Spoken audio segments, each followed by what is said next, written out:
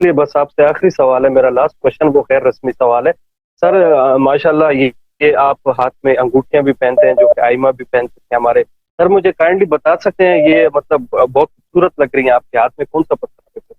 मैं भी शौक से पहनता हूँ। क्या कहते हैं? मैं सवाल क्या है? यही सवाल है सर मेरा आपसे। क्या मतलब सवाल कौन सा क्या है? पत्थर आपने अंगूठी पहना? पहनता हूँ, सवाल क्या है? मेरा सवाल ये है कि सर कौन सा पत्थर आपने पहना, वो बहुत खूबसूरत लग रहा है। हाँ, मैं भी ये देखें, ये याकूत है, फिरोजा है, अकीक है।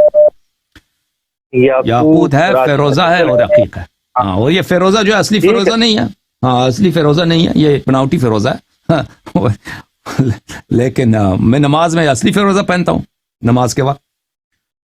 लेकिन वो इतना खूबसूरत असली नहीं है। ये जो बनावटी है वो लैब में बनता है, वो अच्छा लगता है, लेकिन असली से ये ज्यादा अच्छा लगता है। ठीक है ना? वो वैसे शो में ये पहनता हूँ, लेकिन नमाज के वक्त वो जो असली फिरोजा होता है वो पहनता हूँ।